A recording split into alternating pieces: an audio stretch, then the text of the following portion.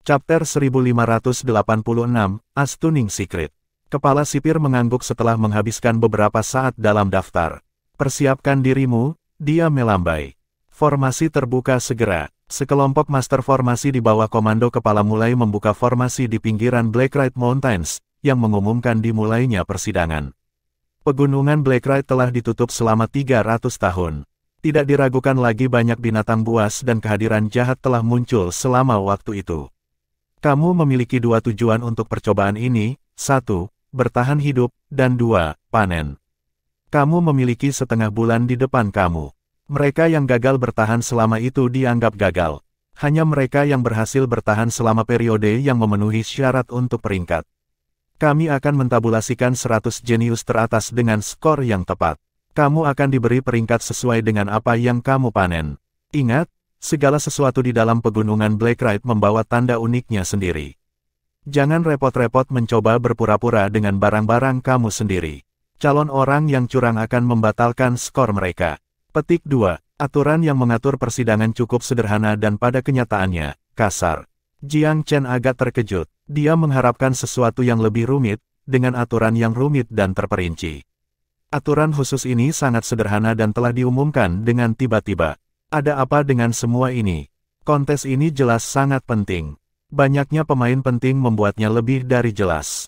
Namun, bukankah aturannya telah ditetapkan jauh sebelumnya jika itu masalahnya? Mengapa mereka diumumkan sekarang? Meskipun Jiang Chen tidak mengerti ini, kebingungan tidak menyebabkan dia kehilangan dirinya sendiri. Dia tetap tenang di tengah kerumunan. Master formasi dengan cepat membuka batasan. Pancaran cahaya hitam melayang ke awan seperti roh keluar dari neraka. Itu benar-benar pemandangan yang menakutkan. Pintu masuk menjadi stabil setelah goncangan yang keras. Sekarang setelah pintu masuk terbuka, datang kumpulkan nomor kamu dan masuk agar. Kepala sipir memberikan perintah yang menandakan awal persidangan. Jiang Chen dan rekan-rekan elitnya memiliki angka yang relatif lebih rendah, dan dengan demikian lebih dekat ke depan. Setelah menerima 17, ia menghilang ke entry setelah rekan senegaranya. Jantungnya berdetak kencang ketika dia melakukannya. Ada gangguan dalam kesadarannya, seolah-olah dia ditusuk oleh jarum yang tidak terlihat. Ramalan ini sedikit mengejutkannya. Apa artinya itu? Apakah Blacklight Mountains sangat berbahaya? Dia yakin itu berarti sesuatu. Sangat mungkin, itu untuk memperingatkannya tentang risiko yang tidak terdeteksi. Apapun yang terjadi, aku harus memprioritaskan keselamatan aku sendiri. Ruang di dalam Blacklight Mountains adalah jurang gelap tanpa sinar matahari. Suhu di sekitarnya turun 10 hingga 15 derajat, mengisi udara dengan dingin yang menakutkan. Jiang Chen melihat hutan gelap dimanapun dia bisa melihat. Kabut meresap ke udara. Tempat itu telah disegel selama 300 tahun. Keterasingannya dari dunia menambah unsur teror yang tidak manusiawi. Tidak mengherankan bahwa tempat ini disebut-sebut sebagai tempat kelahiran mimpi buruk. Aku ragu itu akan menjadi sesuatu yang dekat dengan taman bermain. Ini baru setengah bulan, tetapi aku harus berhati-hati. Jiang Chen tidak pernah lupa tentang pemeliharaan diri dimanapun dia berada. Di luar pegunungan, semua kontestan telah memasuki batasan. Kepala sipir memberikan daftar nama kepada Pangeran Kekaisaran Huo. Yang mulia, ini adalah daftar semua peserta yang disusun. Ada informasi tentang mereka semua di sana, termasuk yang elit. Petik 2. Pangeran Kekaisaran tersenyum. Bagus sekali. Dia berjalan menuju tetua berambut putih, daftar di tangan, tetua Tong, ini adalah daftar nama dan profil peserta. Apakah mereka layak, di mata kamu? Petik 2. Coba kulihat, pria tua itu membelai janggutnya dengan riang. Setelah meninjau file untuk sementara waktu, dia mengangguk dengan puas. Bakat di sini luar biasa, dan kualitasnya, lebih dari itu. Aku mengamati mereka sebelum mereka masuk. Ada beberapa jenius nyata di sana. The Rejuvenation Isles telah bekerja keras untuk kesempatan ini, dan Winterdraw memiliki bagian jenius yang adil. Petik 2. Pangeran Kekaisaran Huo sangat gembira. Menerima pujian seperti itu darimu adalah kemuliaan tertinggi para tahanan ini. Mereka seharusnya senang mati setelah ini. Petik 2. Itu pantas untuk memanggil tahanan warga Winterdraw, mengingat ini adalah tempat pengasingan. Tetua Tong tersenyum, menyerahkan daftar itu kepada perwakilan 8 rumah. Lihatlah, para kontestan ini sangat baik. Beberapa elit akan sangat sulit ditangani. Kalian semua harus cukup puas. Petik 2. Perwakilan mengambil daftar tanpa basa-basi, mengacak-acak mereka dengan meninggalkan. Setelah setiap pria melakukannya, daftar itu dikembalikan kepada pria tua itu. Seperti yang kamu katakan, Tetua Tong, mereka lumayan. Iya nih, mereka yang disebut elit mungkin sebagus para jenius kelas 2 di negara-negara ilahi, meskipun mereka tidak bisa dibandingkan dengan para jenius di rumah kita sendiri. Petik 2. Cukup, cukup, Pangeran Kekaisaran tertawa dengan tidak menyenangkan ke samping.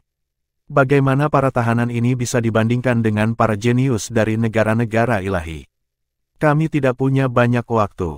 Bagian atas dari 8 rumah harus mempersiapkan diri juga. Haruskah pintu masuk ditutup sementara setelah mereka masuk, atau haruskah pintu itu tetap terbuka? Tetua Tong bertanya kepada para perwakilan. Untuk sementara ditutup, tentu saja, kata para perwakilan serempak. Jika tidak, bagaimana jika mangsa menyadari bahaya dan kehabisan? Betul, itu akan merusak perburuan jika itu terjadi. Sekarang setelah pertandingan dimulai, kita harus memastikan anak-anak menikmati diri mereka sepenuhnya. Petik 2. Benar-benar tepat. Formasi tidak dapat dibuka sampai setengah bulan selesai. Tidak ada perwakilan yang didukung yang mengizinkan pembatasan tetap terbuka. Tetua Tong tersenyum sedikit. Ingat, jika kamu menyegel pintu masuk dan kemaluanmu menghadapi bahaya. Haha, kamu terlalu berhati-hati, Tetua Tong. Para wakil menyela sebelum dia bisa selesai. Bagaimana gunung-gunung menyedihkan ini bisa mengancam kejeniusan muda kita? Kamu meremehkan kejeniusan bangsa kita, Tetua. Petik 2. Jelas tidak perlu khawatir tentang itu. Agak terlalu hati-hati, Tetua Tong. Kepercayaan para wakil berarti tidak ada lagi yang bisa dikatakan Tetua Tong. Aku diundang ke sini oleh kalian semua, dia tersenyum. Jadi, aku harus memperingatkanmu tentang apapun yang aku bisa. Jika kamu sangat percaya diri, aku harap kamu bisa menangani kecelakaan yang terjadi. Petik 2. Jangan khawatir, Tetua Tong. Bahkan jika ada kecelakaan, kami tidak akan menyalahkan kamu. Petik 2. Jujur, siapa yang mau? Bukannya kita berharap kecelakaan mungkin terjadi, tentu saja. Petik 2. Pangeran Kekaisaran tidak terlalu memikirkan kesombongan mereka. Sejujurnya, dia tidak terlalu senang tentang fakta bahwa mereka begitu penuh dengan diri sendiri meskipun ada sanjungan sebelumnya. Selain itu, dia sedikit khawatir bahwa apa yang Tetua Tong katakan akan terjadi. Suatu hal yang baik akan sepenuhnya berubah menjadi hal yang buruk. Upaya mereka untuk memenangkan hati akan menghasilkan kemarahan. Aku berharap batang 8 rumah benar-benar sekuat yang mereka katakan. Yang terbaik adalah jika tidak ada yang terjadi, Pangeran Kekaisaran berdoa. Terkadang, 1 dari sejuta cenderung menjadi kasus terburuk absolut. Jika beberapa tragedi terjadi, kepulauan peremajaan akan berada dalam masalah besar. Kedelapan rumah itu pasti akan menghancurkan Winterdraw jika sesuatu terjadi pada rumah mereka sendiri. Sang pangeran hanya bisa menghibur dirinya berulang-ulang dengan keberanian mereka yang nyata. 8 rumah telah datang ke Winterdraw untuk persidangan mereka, yang berarti mereka harus memiliki beberapa kartu tambahan di lengan masing-masing. Dan benar, jenius muda apa dari 8 rumah Vivid Lore yang tidak memiliki semacam harta pertahanan. Bahkan jika mereka benar-benar menghadapi bahaya yang tidak terduga, berhasil keluar hidup-hidup seharusnya tidak terlalu sulit. Para jenius yang dipilih Winterdraw setidaknya, tidak akan bisa menyakiti mereka. Tetua Tong melihat daftar itu lagi. Aku melihat ada 60 elit dalam daftar ini yang agak lebih kuat dari yang lain, dia tersenyum. Sisanya berada di level yang sama. Mengapa tidak memberi skor dengan cara ini? 1 dari 60 akan dihitung untuk 5 poin, dan yang lainnya, masing-masing 1 poin. Bagaimana dengan itu? Petik 2. Kedelapan rumah itu semua tertawa. Kedengarannya bagus. Kami akan mendengarkan kamu, Tetua Tong. Petik 2. Pangeran Kekaisaran sama sekali tidak terkejut dengan hal ini, tetapi hati kepala sipir tenggelam ketika dia mendengar. Titik-titik terhubung untuknya. Jadi orang-orang ini benar-benar menggunakan jenius terpilih sebagai mangsa mereka. Dorongan keluarga Kekaisaran sebelumnya telah memberinya beberapa firasat, tetapi mereka belum terbukti sampai sekarang. Dia melirik Xie Wuxiang dan yang lainnya, sebuah pikiran minta maaf berkelebat di benaknya.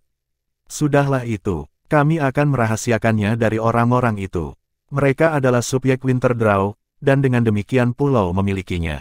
Mereka hidup jika kita ingin mereka hidup, mereka mati jika kita ingin mereka mati. Kepala sipir bukanlah jenis sentimental. Agak sia-sia menggunakan para jenius itu sebagai mangsa, tapi tidak lebih dari itu. Dia lebih fokus pada manfaat yang tersedia baginya secara pribadi, dan kepulauan peremajaan secara umum. Lagi pula, tujuan keberadaan Winterdraw adalah untuk melayani kepulauan. Kehidupan di sini hanyalah pion di tangannya. Kepala sipir tidak perlu menjelaskan apapun bahkan kepada para pemimpin faksi. Jadi bagaimana jika mereka tahu bahwa mereka sedang dipermainkan setelah fakta? Mereka tidak bisa dan tidak akan berani melawan. Ini waktumu, jenius muda. Suara tetua Tong bergema dengan jelas. Ini adalah perjalanan baru. Aku berharap yang terbaik untukmu. Petik 2, Chapter 1587, Golden Sable Fletcheflower. Meskipun Jiang Chen telah pergi jauh ke pegunungan, dia sama gelapnya dengan orang lain tentang tujuan sebenarnya dari persidangan. Dia tidak tahu bahwa persekongkolan yang terjadi di luar, dan bahwa jaring pembunuh sudah mulai ditutup. Setelah dikunci selama berabad-abad, kaki gunung dipenuhi dengan tumbuh-tumbuhan. Seringkali tidak ada tempat untuk berdiri di hutan lebat dan semak-semak. Beberapa pohon cukup tebal sehingga membutuhkan banyak orang untuk merentang. Energi roh di dalam gunung itu padat dan berlimpah, dipenuhi dengan unsur jahat dan depresi. Itu adalah tempat berkembang biak bagi semua jenis entitas roh. Jiang Chen menuai banyak hadiah. Banyak flora yang agak sederhana memiliki kegunaan yang sebagian besar tidak diketahui. Meskipun tidak ada yang terutama ramuan roh yang luar biasa, semua cukup langka untuk memiliki tujuan dukungan yang berbeda. Variasi ramuan roh di Blacklight Mountains sangat menakjubkan. Ada banyak ramuan roh di sini yang hilang dari domain manusia, dan semua spesimen berkualitas tinggi. Tanah di sini sangat subur. Aku kira kurangnya gangguan manusia selama berabad-abad juga membantu. Petik 2, Jiang Chen telah memasuki tanah suci ramuan roh. Bagi yang lain, gunung-gunung itu diliputi bahaya mimpi buruk. Bagi Jiang Chen, mereka diberi kesempatan. Keuntungannya di bidang ramuan roh adalah di bagian depan dan tengah pertunjukan. Banyak tanaman memiliki sifat obat sementara masih tetap beracun. Beberapa bahan yang luar biasa untuk pil tertentu. Selama 3 hari berturut-turut, ia melakukan sedikit hal lain selain memetik ramuan roh. Blacklight Mountains adalah harta karun yang bagus. Kebanyakan tidak akan mengenali banyak dari ramuan roh ini. Harus diakui, Jiang Chen sendiri merasa kesulitan untuk memilih beberapa ramuan roh juga. Pada sore hari-hari ketiga, dia tidur siang di tempat yang relatif sunyi. Di pegunungan Blacklight, seseorang tidak bisa mengecewakan penjaga bahkan ketika sedang beristirahat. Dia memanggil Long Xiaoxuan dan Little White untuk mengawasinya. Burung vermilion, di sisi lain, tetap disimpan. Burung itu tidak menikmati tempat yang gelap dan tidak menyenangkan, jadi Jiang Chen tidak melihat alasan untuk membawanya keluar. Kembali ke kekuatan biasanya setelah istirahat, dia melompat berdiri sekali lagi. Beberapa berjalan menempatkannya di lembah yang tenang.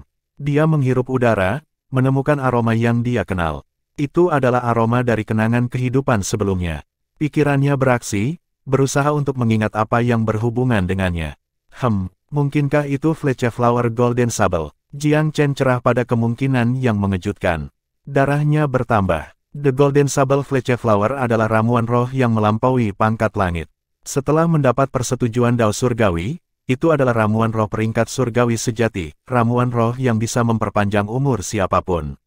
Fletcheflower Golden Sable berkualitas tinggi dikabarkan mampu memperpanjang kehidupan manusia biasa dengan kehidupan seorang kaisar yang hebat. Di tangan seorang kaisar besar, itu akan memperpanjang hidup 10 kali lipat atau lebih.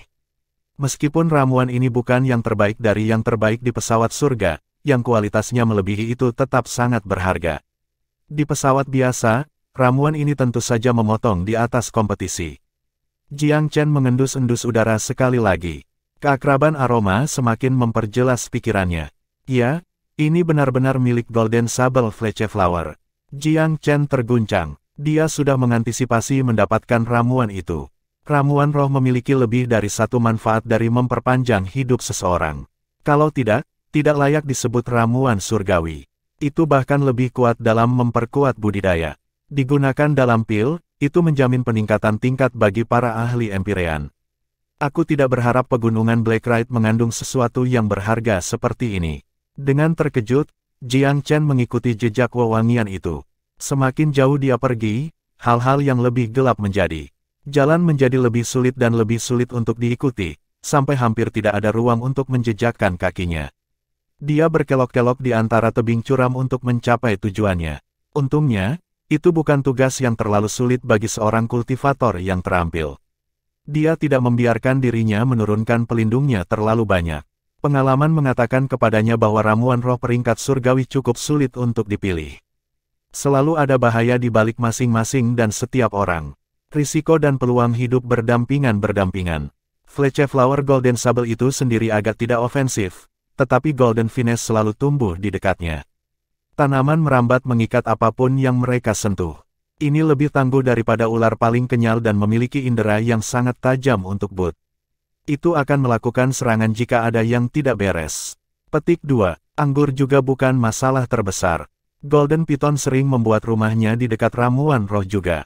Ular ini adalah binatang beracun korosif. Kontak sekecil apapun dari taringnya sangat mematikan bagi kebanyakan orang. Kekuatan dan intensitas racun itu mengejutkan, untuk sedikitnya. Python dan anggur itu simbiotik dalam kemitraan mereka. Sulit untuk membedakan antara flora dan fauna dalam masa yang terjerat, yang semakin mempersulit pertahanan mereka. Selain itu, Python adalah ahli penyamaran. Hampir tidak mungkin untuk membedakannya dari pokok anggur jika ia menyamar, bahkan menyelidiki melalui kesadaran. Momen non-deteksi adalah yang paling mematikan. Mengira ular sanca sebagai anggur sering berakibat fatal. Karena itu, sangat sulit untuk mendapatkan Fletcher Flower di tangan seseorang. Jiang Chen melintasi beberapa puncak dan lembah menuju sumber wewangian. Tiba-tiba, angin sepoi-sepoi bertiup ke wajahnya dengan aroma yang menyegarkan. Dia sedikit mabuk olehnya. Dia berhenti, mata Tuhan mengunci sebuah tempat di atas tebing. Benar-benar ada masa finesse emas tumbuh di sana. Seperti sekelompok akar kuno, mereka menjorok keluar dari tebing dengan simpul yang berantakan. Orde entah bagaimana hadir dalam kegilaan. Sekilas tentang Fletcher Flower Golden Sable terlihat di dalam, berkilauan dengan cahaya oker. Aromanya yang luar biasa tidak dapat dikaburkan, terlepas dari seberapa keras anggur yang mungkin telah mencoba. Dari kejauhan, masa berkilauan seperti sepotong batu giok yang tidak dipoles. Meskipun tidak memiliki warna yang sangat menakjubkan, nilainya terlihat jelas pada pandangan yang lebih dekat. Jiang Chen diliputi keinginan untuk ramuan berharga. The Fletcher Flower Golden Sable sangat menggoda, sambil menunggu penghapusan tanaman merambat di sekitarnya. Dia tidak terlalu peduli dengan Golden Python, berkat kekebalannya terhadap racun. Lebih dari setengah ancaman yang ditimbulkan ular itu melalui racunnya, bukan kecepatannya. Biasanya, ular sanca membela wilayahnya sendiri dengan agresi yang berlebihan. Fletcher Flower Golden Sable biasanya dilihat sebagai milik pribadi. Jiang Chen memeriksa pemandangan di depannya dengan cermat. Ada 4 lapisan pertahanan di sekitar Golden Finesse. Tak satu pun dari lapisan pertahanan muncul sangat luar biasa, tetapi masuknya pemberani hanya akan mengakibatkan kematian. Ada 4 varietas tanaman di sekitar tanaman merambat. 3 dari mereka fatal berkat racun, sementara 1 sangat kuat secara fisik. Jiang Chen terdiam sejenak sebelum melepaskan pentacolor Divine Swords-nya. Aura pedangnya memanen ruang di sekitar tanaman merambat tanpa ampun, memotong pertumbuhan. Cahaya warna-warni berputar dalam gerakan mengiris cepat.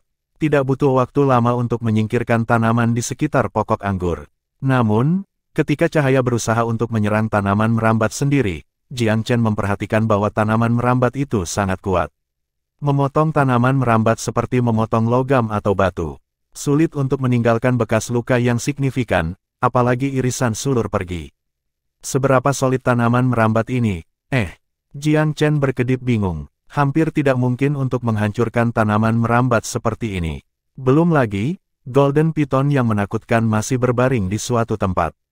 Jiang Chen menarik napas dalam-dalam, memperluas kesadarannya dalam upaya menemukan ular itu. Tidak peduli sebagus apapun ia bersembunyi, kesadarannya harus cukup kuat untuk mengendus vitalitas dan lokasi sebenarnya. Di bawah stimulasi segel rantai, kesadaran Jiang Chen telah meningkat pesat selama beberapa tahun terakhir. Keuntungan sekarang menunjukkan diri mereka.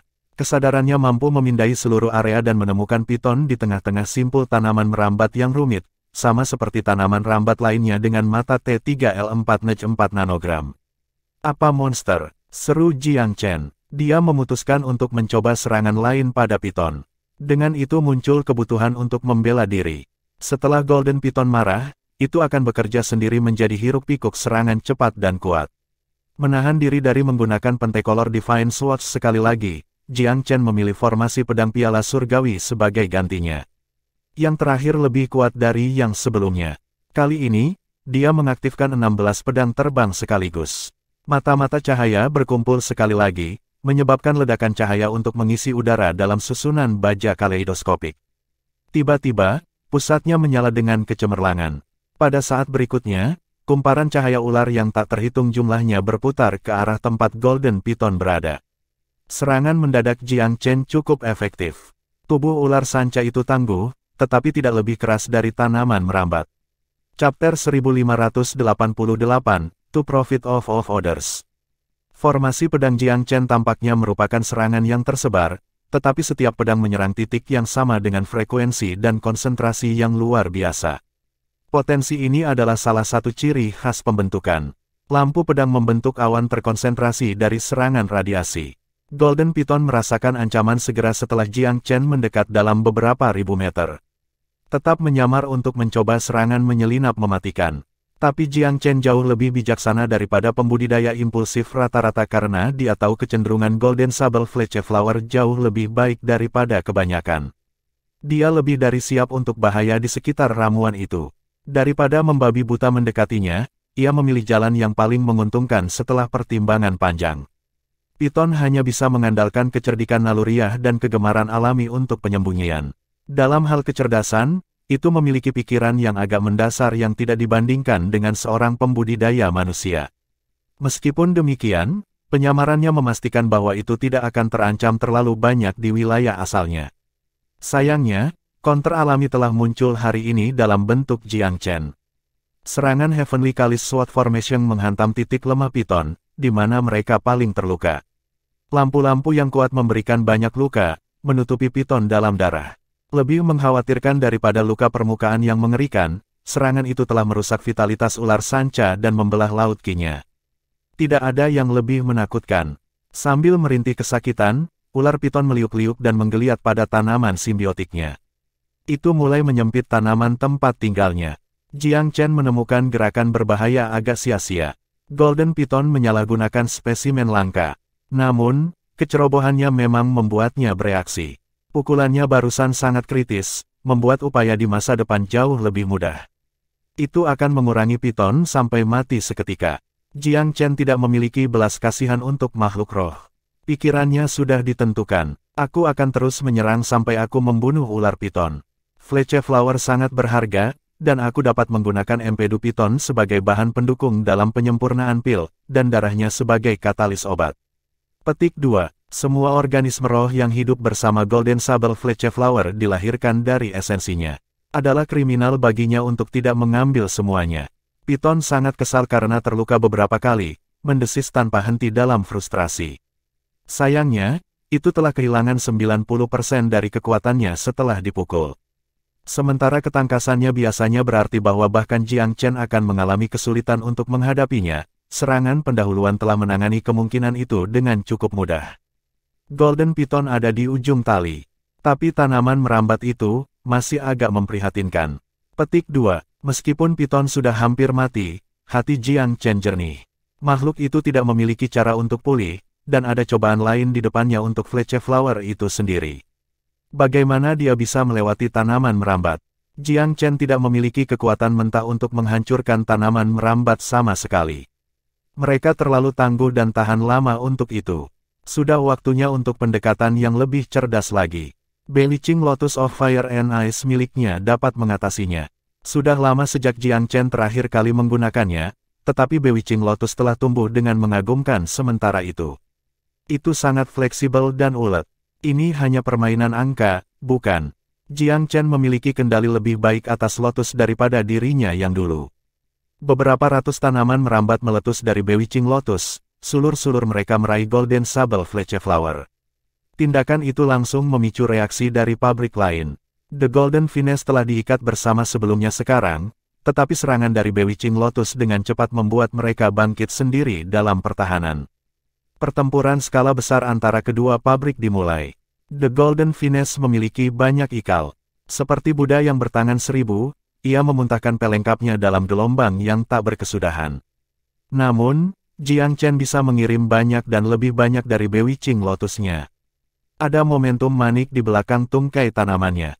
Tidak peduli berapa banyak anggur yang ditambahkan oleh Golden Fin, Bewitching Lotus selalu bermunculan untuk mencocokkan. Tidak lama sampai lampiran yang terakhir melebihi jumlah yang pertama. Sudah waktunya, hati Jiang Chen melonjak. Dia mengirimkan 2 lusin tanaman merambat lagi dari lotus, menunjukkan kontrolnya yang sangat bagus saat dia memanipulasi mereka dengan responsif seperti lengannya sendiri. Fletcher Flower Golden Sable sekarang terdampar di pusat bekas kelompok anggur. Itu soliter dan tak berdaya. Tetapi tepat saat 3 lusin tanaman merambat lotus hendak menanggungnya, ada bunyi berdesis. Jejak cahaya mengiris di udara. Entah dari mana, cahaya pedang yang menakutkan memotong anggur api dan es. Suatu bentuk hantu bergegas ke arah Fletcher Flower, jelas berniat mengambil keuntungan dari situasi yang mudah. Jiang Chen telah memperhatikan sesuatu yang serba salah saat tanaman merambat diputus. Kecepatan langkah pendatang baru ini mengatakan kepadanya bahwa sudah agak terlambat untuk memperjuangkan kepemilikan. Sebagai gantinya, ia melempar boneka perancu ke udara yang sangat dekat dengan penyelundup itu. Ledakan, sekonyong-konyong, wayang pengganggu menghantam kepalan ke arah punggung pendatang baru itu. Jika dia ingin memilih Fletcher Flower, dia akan memakan dampaknya dengan jujur. Tetapi jika dia tidak melakukannya, dia akan kehilangan kesempatan sekilas. Naluri untuk bertahan hidup memberitahu orang asing itu tentang tindakan yang paling bijaksana. Dia meninggalkan semua delusi mendapatkan Fletcher Flower, menghilang untuk hinggap sedikit lebih jauh. Beraninya kamu menghancurkan urusanku, nak. Suara orang asing itu tajam dan menyendiri.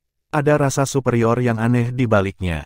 Jiang Chen tidak peduli dengan pembicaraan sia-sia. Sekarang setelah wayang pengganggunya mendapat prioritas dan juga memahami Fletcher Flower, ia mengirim boneka lain untuk menuntut calon bandit. Tindakan pencegahan seperti ini sepenuhnya diperlukan untuk menangkal potensi serangan balik dan kecelakaan. Bertindak selaras, kedua boneka pembaur bisa mendapatkan Fletcher Flower ke tangan kotor Jiang Chen sendiri dengan sangat cepat. Meskipun matanya bersinar pada akuisisi, dia tahu ini belum waktunya untuk menertawakan. Masih ada musuh yang tangguh di dekat sini. Segel tangan melepaskan Bewitching Lotus dari pertarungan terkunci dengan Golden Finesse. Terlepas dari kesunyian mereka, Lotus memiliki cara yang cukup untuk pergi sebelum benar-benar bisa mengalahkan Finesse. Untungnya, itu bukan tujuan pertama. Satu-satunya tujuan adalah untuk menunda Golden Finesse. Sudah waktunya bagi Jiang Chen untuk melarikan diri. Gelombang tangannya menepis kedua boneka pembaur seperti sebuah trik sulap. Musuh di seberangnya mengenakan jubah hitam dan misterius. Ada segel khusus di atasnya yang memancarkan niat membunuh yang aneh. Jiang Chen tidak akan memulai sesuatu yang lain karena dia mendapatkan hadiah itu. Perpisahan, dia menangkupkan tinjunya. Kamu ingin pergi. Pria yang berusaha mencuri hadiahnya menuntut dengan dingin. Langkah Jiang Chen melambat. Apa? Kamu ingin mentraktirku makan malam? Dia tidak bodoh, keinginan orang lain untuk Fletcher Flower tampak jelas. Pada saat yang sama, tidak ada cara dia akan menyerahkan sesuatu yang dia lakukan dengan susah payah untuk diperoleh tanpa perlawanan. Tinggalkan barang itu, kata orang asing itu dengan gelap, dan kamu bisa nyahlah. Jiang Chen menyeringai meskipun marah. Dia tahu bahwa perampokan sering terjadi selama persidangan, tetapi dia tidak akan menyetujui hal seperti itu. Apa? Kamu mau ini? Dia melambaikan Fletcher Flower di tangan. Ayo, ambil itu. Dia tidak ingin membuang kata-kata lagi dengan orang itu. Mereka berdiri di tempat Fletcher Flower berada, dan tanaman merambat yang terkait belum dimusnahkan. Jika tanaman merambat tiba-tiba bermutasi, segalanya bisa menuju ke selatan untuk keduanya dengan sangat cepat. Apakah mereka akan bertarung atau tidak, yang terbaik adalah meninggalkan tempat perkelahian yang asli. Kunpeng Meteoric Escape-nya aktif, dia beberapa ribu mil jauhnya dalam sekejap mata. Mari kita lihat kemana kamu akan lari. Orang asing itu tidak mudah dihilangkan. Dia tampak benar-benar puas diri dalam pengejarannya, terlebih lagi, kecepatannya luar biasa cepat, mampu mendekati Escape Meteoric Kunpeng dengan lebih dekat. Jiang Chen jarang disaingi oleh siapapun di departemen itu sejak mempelajari teknik ini. Tapi dia bertemu musuh seperti itu hari ini. Pengejaran mulai membakar putih panas. Dia punya banyak cara untuk menyingkirkan pengejarnya. Boneka mengacaukan, formasi 9 labirin, atau jimat Empyrean, tapi dia menahan diri untuk tidak menggunakannya. Memiliki musuh sekaliber di ekornya tidak sepenuhnya merupakan hal yang buruk. Dalam domain manusia, tidak ada yang berada pada level yang cukup untuk menantangnya. Dan sekarang ada koleksi jenius yang cukup besar di pegunungan Blacklight, mereka berguna sebagai batu asahan. Jiang Chen memutuskan untuk tidak menggunakan harta apapun. Sebagai gantinya, dia akan menggunakan kekuatan sejatinya dan berbagai macam talenta untuk bertarung dengan lawannya. Chapter 1589, A Showdown Between Geniuses. Keduanya sama-sama cocok dalam kecepatan, dan terlibat dalam pengejaran kucing dan tikus di sekitar lembah terpencil. Karena Jiang Chen ingin menguji batas lawannya, ia dengan tenang menahan diri untuk tidak menggunakan teknik lainnya. Itu murni kontes kelincahan. Apa sebenarnya latar belakangnya? Kecurigaan dan keterkejutan melanda Jiang Chen. Dia tidak ingat ada orang seperti itu di antara ribuan kandidat yang memasuki pegunungan Blacklight. Musuhnya diselimuti oleh jubah hitam yang menambah misteriusnya. Seseorang hanya bisa yakin bahwa dia bukan salah satu kandidat. Apakah ada faksi lain di pegunungan Blacklight? Rasa dingin merambat ke tulang punggung Jiang Chen. Siapa dia? Dia bisa merasakan bahwa lawannya belum masuk ke wilayah Empyrean, yang membuatnya semakin curiga. Dia seharusnya bisa mendominasi semua musuh di bawah kerajaan Empyrean, namun orang berjubah misterius ini bisa bertarung melawannya dengan bakat mentah saja. Menilai dari kecepatan lawan, ini jelas bukan musuh biasa. Kecepatan adalah indikasi keterampilan seseorang. Pria berjubah tidak berjalan lebih baik dari Jiang Chen. Dia juga sangat terkejut. Dia adalah seorang jenius muda dari salah satu dari 8 rumah aristokrat dan 5 besar di antara 30 atau lebih jenius aristokrat muda. Dia tidak akan terkejut jika lawannya adalah salah satu dari rekan-rekannya, tetapi orang di depannya jelas merupakan kandidat dari Pulau Winterdraw. Ini sangat menakjubkan. Dia dan teman-temannya adalah beberapa pemuda paling berbakat di Pulau Myriad Abyss. Mereka datang ke Winterdraw murni untuk dipusingkan. Itu adalah sebuah game, kandidat Winterdraw hanyalah mangsa yang menunggu untuk dibantai. Mereka tidak menganggap ini serius sejak awal. Namun, kinerja Jiang Chen benar-benar membalik prasangka pria berjubah di sekitar. Untuk berpikir bahwa ada jenius kaliber ini di daerah terpencil seperti Kepulauan Peremajaan. Dia menemukan Fletchflower Golden Sable lebih awal dari Jiang Chen, tetapi karena berbagai bahaya di sekitarnya, dia melangkah ke samping untuk membuat rencana. Sial baginya, Jiang Chen tiba-tiba muncul entah dari mana dan mencapai Fletchflower pertama. Dia benar-benar terkejut dan ingin mencegat, tetapi gagal.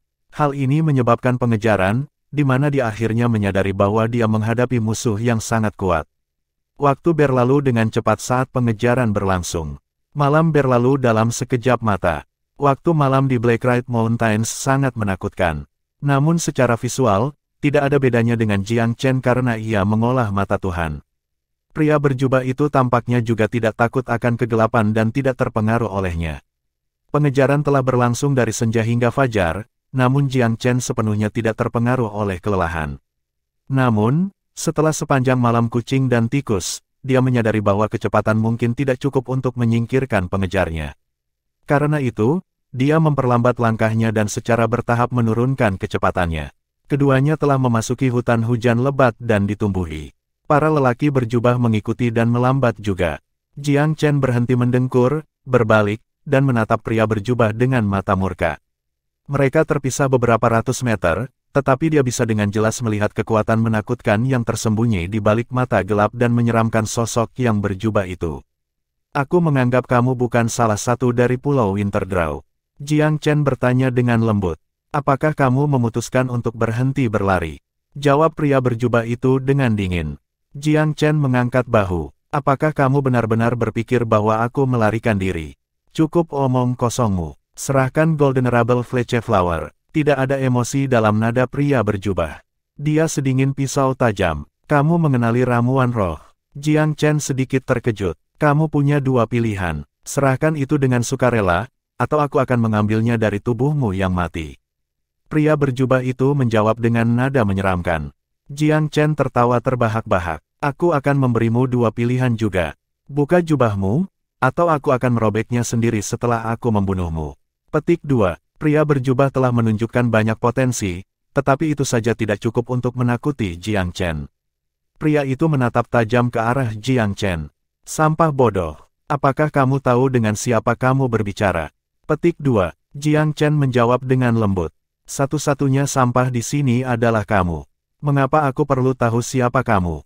Pengecut yang bersembunyi di balik jubah tidak layak. Petik 2. Niat membunuh melintas di mata pria berjubah itu saat berkotek menyeruak keluar darinya. Baiklah, saatnya menyerahkan diri pada nasib. Jenius dari Pulau Winterdraw, aku akan menunjukkan kepada kamu betapa kecil dan lemahnya kamu sebenarnya. Petik 2. Radians tiba-tiba meledak dari lengan yang terangkat. Pedang besar samar-samar bisa terlihat di dalam cahaya. Lengan kanannya telah berubah menjadi pedang setajam silet. Jiang Chen agak terkejut. Ini bukan seni ilahi yang biasa. Lelaki berjubah itu telah menghaluskan lengannya dengan niat pedang sejati, menyatukan pedang dan lengan menjadi satu. Memilih, apakah kamu ingin diparut atau dipotong-potong? Pria berjubah itu tertawa. Dia mengangkat tangannya, menyalakan cahaya menyilaukan sekali lagi. Lengkungan cahaya pedang yang menakutkan mematikan bersilangan di udara. Mengubah lengan seseorang menjadi pedang membuatnya lebih mudah memegangnya. Itu jauh lebih baik daripada pedang tradisional dalam hal kecepatan dan kemampuan manuver. Niat pedang meluncur seperti tornado. Jiang Chen tidak berani menerima serangan itu dengan ringan. Dalam hal teknik bela diri, pria berjubah hitam misterius itu tidak lebih lemah dari Tuan Empire yang dia hadapi sebelumnya. Dia bergeser, menghindari serangan yang masuk dengan posisinya yang menguntungkan di langit. Pada saat yang sama, dia memanggil gunung magnet emas dan melemparkannya ke udara. Gunung itu secara spontan meluas dan melayang di atas kepala mereka. Kekuatan magnet yang kuat mengalir keluar. Jiang Chen dengan cepat menindaklanjuti dengan segel tangan di rantai, memanggil badai magnet yang keras ke udara. Itu sangat sengit sehingga tampaknya bisa menelan seluruh tanah. Pria berjubah itu sedikit terkejut juga. Teknik pedangnya sangat kuat dan gesit. Dia telah membunuh banyak musuh yang tangguh dengannya.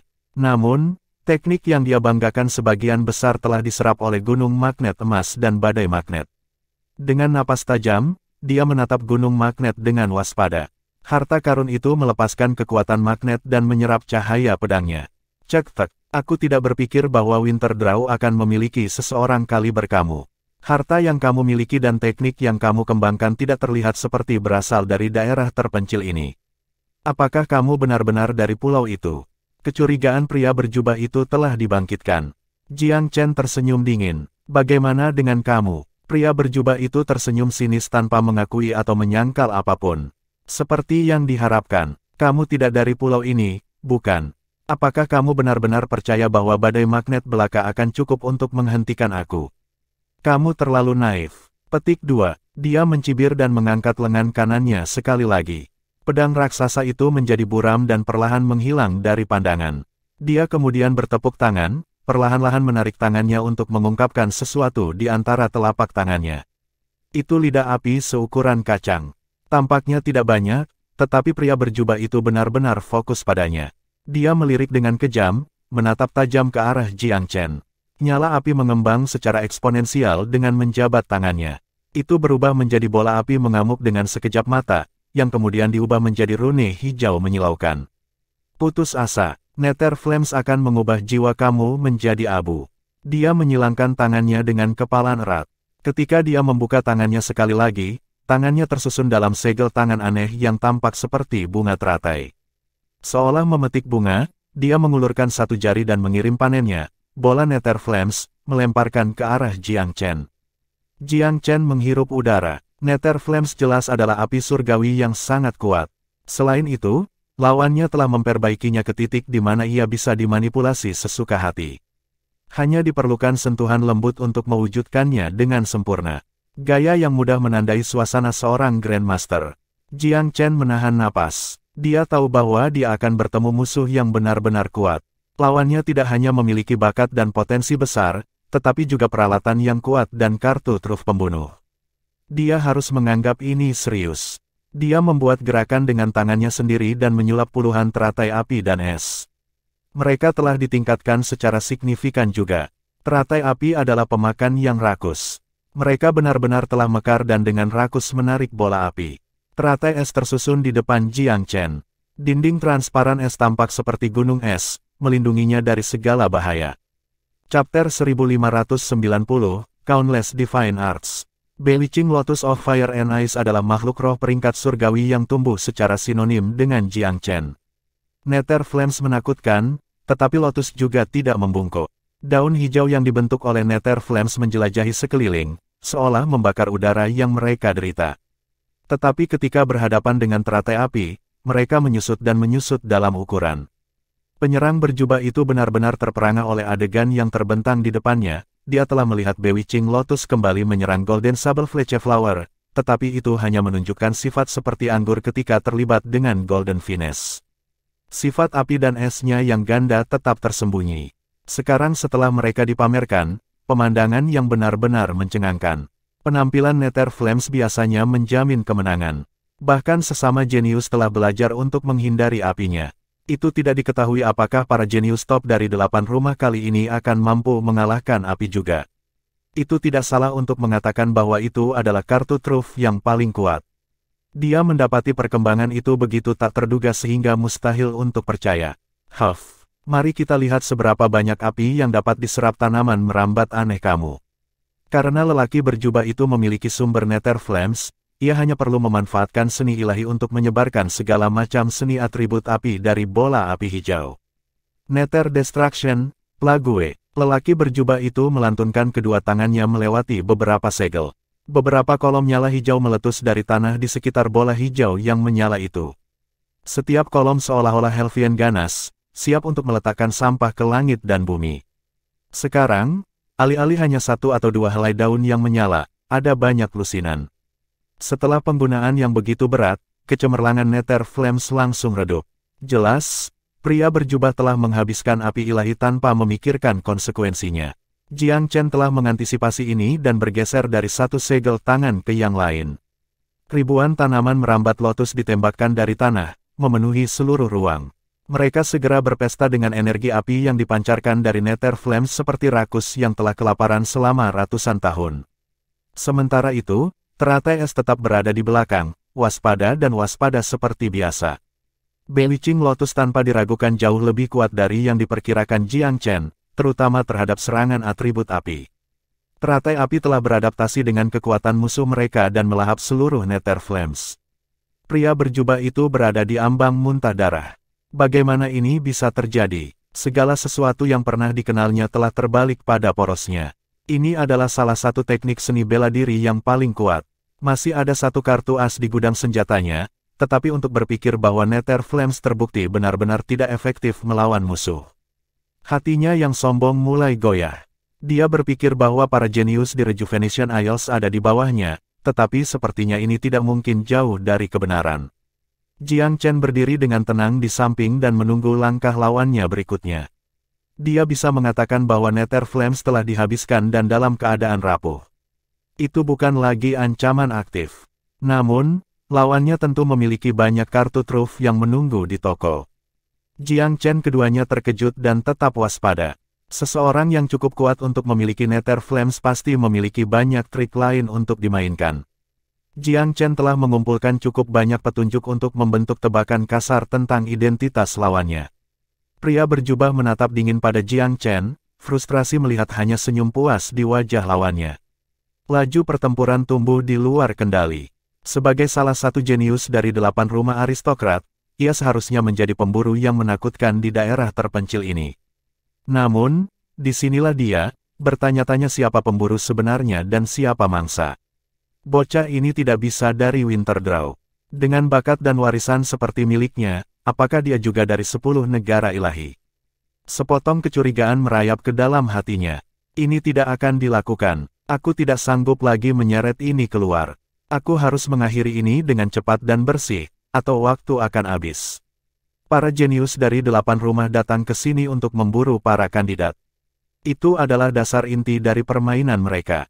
Kandidat yang dipilih ditakdirkan untuk menjadi target hidup, atau dimangsa dengan kata lain. Mereka adalah alat untuk hiburan dan pelatihan bangsawan. Namun, Jiang Chen belum mengetahui semua ini. Dia terus berpikir bahwa permusuhan yang berasal dari pria berjubah berasal dari Golden Sable Fletchflower. Untungnya, kesadarannya tetap sangat kuat. Sedemikian rupa sehingga dia samar-samar bisa merasakan bahwa lawannya sangat marah setelah menarik Nether Flames, lawan akan menggunakan serangan terkuatnya. Bahkan mungkin kartu truf paling kuat di gudang senjatanya. Ini tentu saja berita buruk. Dia sudah memutuskan bahwa selama musuhnya tidak pergi ke laut, dia akan membatasi diri pada seni Kaisar Agung. Tapi karena lawannya menarik semua berhenti, dia tidak punya pilihan selain mengikuti. Kamu punya bakat untuk membuatku menyingkirkan Nether Flames. Namun, kamu tidak akan begitu beruntung dengan apa yang akan aku tunjukkan kepada kamu berikutnya. Dia berbicara seolah-olah dia sudah menjatuhkan hukuman mati pada Jiang Chen. Jiang Chen tetap tak acuh seperti biasa. Itu bukan pertama kalinya dia mendengar ancaman seperti itu, pria berjubah itu bergumam cepat. Dia tiba-tiba mengangkat tangannya dan memukul dadanya. Bam bam bam, tanda aneh muncul di sekitarnya. Benar-benar pemandangan untuk dilihat. Tubuhnya bertambah besar beberapa saat kemudian. Keturunan roh jahat, arus ki ungu yang tak terhitung jumlahnya bergolak dan berdesir di sekitarnya. Perubahan besar terjadi pada fisiknya. Dada, lengan, paha, dan ototnya mengembang dengan kecepatan yang mengkhawatirkan. Jiang Chen terkejut, tetapi dengan cepat mengenali apa yang sedang terjadi. Itu semacam persilangan antara warisan garis keturunan dan pemanggilan dewa. Pria berjubah harus memiliki garis keturunan yang kuat di mana ia dapat memanggil para dewa dan menerima petunjuk mereka atau bahkan kepemilikan yang lebih mudah. Dia jelas tidak asing dengan teknik rahasia ini. Iblis yang tampak kejam dan kejam telah mengambil lawannya. Itu sama menakutkan dan menakutkannya seperti iblis-iblis besar dari zaman purba. Jiang Chen mengerti bahwa lawannya telah memaksa kekuatan dalam garis keturunannya untuk bangkit, menyebabkan perubahan besar dalam bentuk fisiknya. Setelah bernegosiasi dengan para dewa, dia menerima anugerah roh jahat yang memiliki tubuhnya. Ini menghasilkan peningkatan kekuatan yang menakutkan. Jiang Chen menyeringai saat adegan itu terbuka di depan matanya. Hebat, ini sungguh luar biasa. Petik 2, dia tidak kekurangan keterampilan yang sama. Tubuh keemasan iblis dan dewanya telah mencapai ranah awal kesempurnaan. Dengan hanya memutar sosoknya, dia langsung tumbuh oleh beberapa orang banyak. Dua raksasa yang sangat mengesankan telah muncul di hutan. Yang satu dikelilingi oleh cahaya keemasan, sementara yang lain diselimuti oleh kecemerlangan ungu. Mati, pria berjubah terbang marah ketika dia melihat bahwa lawannya telah tumbuh dalam ukuran juga. Ini bukan pertama kalinya Jiang Chen menggunakan tubuh emas iblis dan dewa. Keduanya bertukar pukulan, jatuh kembali ke cara pertempuran yang paling primitif. Namun, energi yang dipertukarkan di setiap kepalan tangan dan tendangan jauh melampaui apapun yang terlihat sebelumnya. Roh jahat datang dengan momentum yang mendominasi. Berbekal kapak perang raksasa yang tampak menyeramkan, ia melemparkan dirinya ke tubuh emas Jiang Chen seperti orang gila. Untungnya, tubuh emas Jiang Chen telah lama memasuki dunia kesempurnaan bertahun-tahun yang lalu. Dia tidak perlu takut meskipun dia tanpa senjata. Ketika kapak datang menghambur ke wajahnya, dia bergerak sedikit dan membanting tinju ke sisi bilah, mengubah lintasannya. Pertarungan fisik seperti ini adalah ujian besar bagi yayasan seseorang. Keduanya berlarian bolak-balik, mengguncang langit dan bumi dengan perjuangan mereka. Jiang Chen adalah orang yang licin, diam-diam menyebarkan banyak bubuk angin dan awan jiwa ke sekeliling saat mereka bertarung. Dia tahu bahwa ini bukan lawan run of the mill. Dia tidak akan pernah bisa mengklaim keunggulan absolut melalui pertarungan fisik sendirian. Bahkan ketika lawannya kehabisan trik, dia bisa dengan mudah melarikan diri mengingat kecepatannya. Sulit untuk mengejar seseorang ketika kelincahan mereka kira-kira sama.